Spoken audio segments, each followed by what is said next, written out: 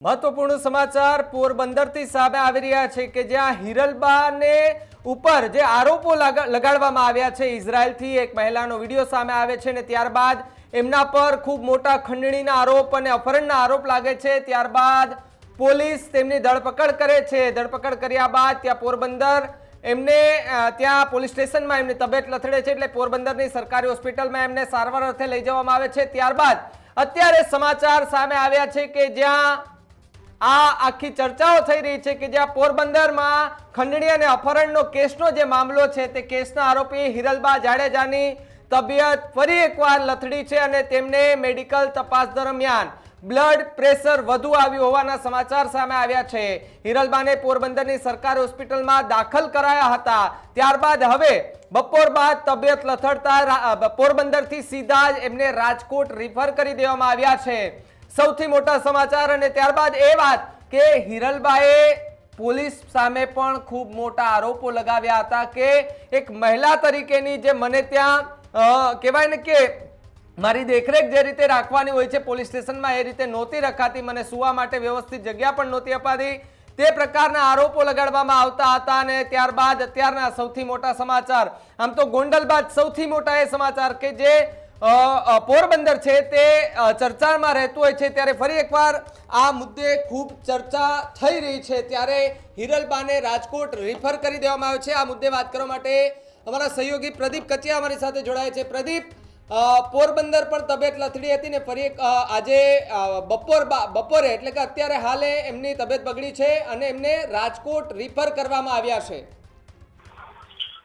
બિલકુલ ભાવિક, પોરબંદરની અંદર ખંડણી અને અપહરણના ગુનાની અંદર હિરલબા જાડેજાની આજથી 2 દિવસ પહેલા ધરપકડ કરવામાં આવી હતી। આખી આ ઘટનાની અંદર ઇઝરાયલથી લીલુ ઓડેદરા નામના એક મહિલા જે છે કે જે સોશિયલ મીડિયાના માધ્યમથી એક વિડીયો બનાવે છે અને ત્યારબાદ આખી આ ઘટનાની અંદર પોરબંદર પોલીસની ટીમ હાર્બર મરીન પોલીસ જે છે પોરબંદરની અંદર આવેલી તેમના દ્વારા આખી આ ઘટનામાં ફરિયાદ દાખલ કરવામાં આવે છે। હિરલબાની ધરપકડ કરવામાં આવે છે અને ધરપકડ બાદ હિરલબાની અટકાયત કરવામાં આવે છે અને કોર્ટની અંદર હાજર કરી અને તેમને રિમાન્ડ માંગવામાં આવે છે। જ્યારે તેમના 10 દિવસના રિમાન્ડ માંગવામાં આવ્યા હતા તે દરમિયાન હિરલબા જાડેજાએ કેટલાક કાયદાકીય રીતે વાતો કરી હતી, કોર્ટની અંદર જજ સામે દલીલો કરી હતી કે હાર્બર મરીન પોલીસ દ્વારા જે છે તે તેમની કેટલીક માંગો જે છે કે મહિલા તરીકેની પ્રાથમિક જે જરૂરિયાતો હોય એ હાર્બર મરીન ન પાડવામાં આવતી હોવાના આક્ષેપો લાગ્યા હતા। ત્યારબાદ કોર્ટ દ્વારા પોલીસને પણ ખખડાવવામાં આવ્યા હતા અને મોડી રાત્રે એ જ દિવસે ભાવિક હિરલબાની પહેલી વખત તબિયત લથડી હતી અને છાતીમાં અત્યંત દુખાવો થતા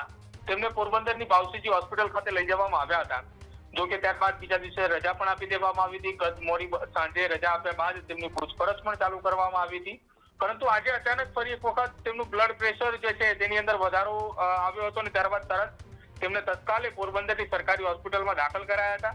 જો કે સરકારી હોસ્પિટલ ખાતે દાખલ કર્યા બાદ તેમની તબિયતે વધુ લથડતા ભાવસીજી હોસ્પિટલના સિનિયર ડોક્ટરો દ્વારા સીધા જ તેમને રાજકોટ રિફર કરાયા હતા।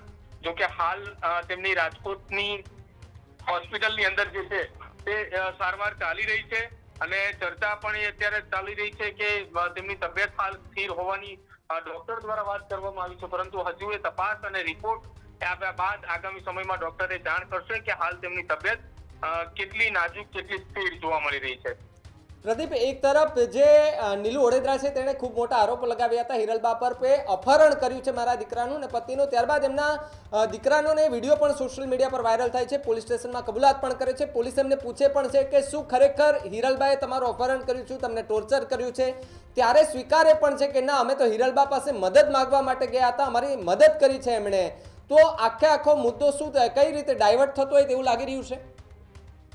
આખી આ ઘટનાની અંદર પોરબંદર જિલ્લા પોલીસ વડા જે છે તેમને આખી આ ઘટના સંદર્ભે પત્રકાર પરિષદ કરી હતી જ્યારે હિરલબા જાડેજાની ધરપકડ કરવામાં આવી હતી।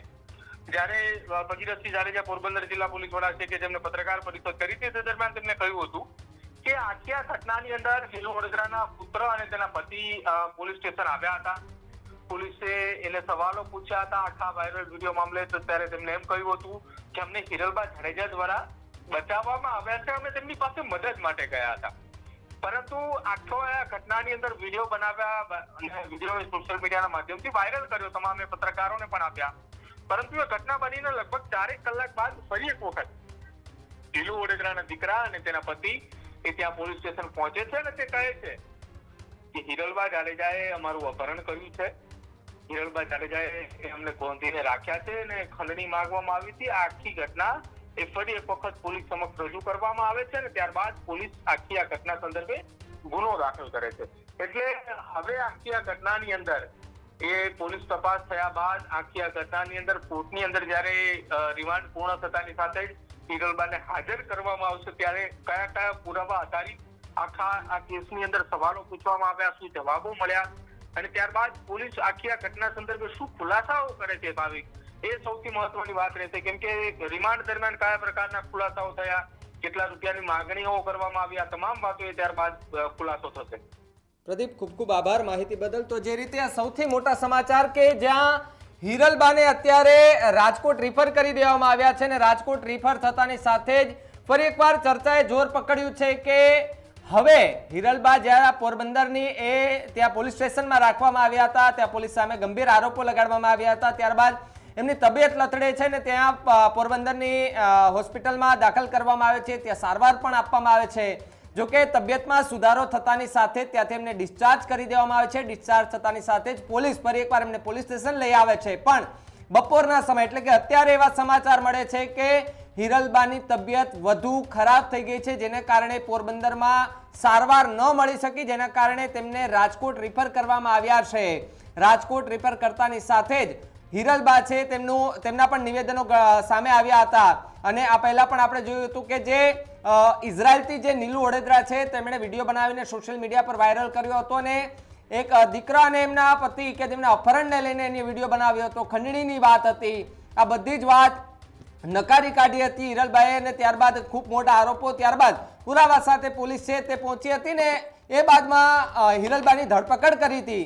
ધરપકડ કર્યા બાદ કોર્ટમાં પણ હાજર કરવામાં આવ્યા હતા. કોર્ટની અંદર દલીલો કરી હતી, ખુદ પોતે હિરલબાએ દલીલો કરી હતી પોલીસ વિરુદ્ધમાં કે જે મહિલાની રીતે મને જે ટ્રીટમેન્ટ મળ્યું છે, એટલે મહિલા હું છું તો વ્યવસ્થિત રીતે મારી સાર સંભાળ ત્યાં રાખવી જોઈએ પોલીસને, એ રીતે રહેતી નથી. ત્યારબાદ જજ દ્વારા પણ કહેવામાં આવ્યું હતું કે ભાઈ હિરલબા જે આવું કહે છે, જો એવું હોય તો મહેરબાની કરીને આવી ફરિયાદ ન આવવી જોઈએ. એટલે સ્વાભાવિકપણે કે એક મહિલા છે કે તેમની ગરિમા પણ જળવા રહે, કદાચ પોલીસ સ્ટેશનમાં હોય, ગુનો કર્યો હોય ન કર્યો હોય કોઈ વાંધો નહીં, કર્યો હોય તો પણ એમની ઉપર કાયદેસરની કાર્યવાહી થાય છે, ન કર્યો હોય તો જે પૂછપરછ કરવાની હોય છે, જે પુરાવા એકઠા કરવાના હોય છે તે પોલીસે કરવાના હોય છે.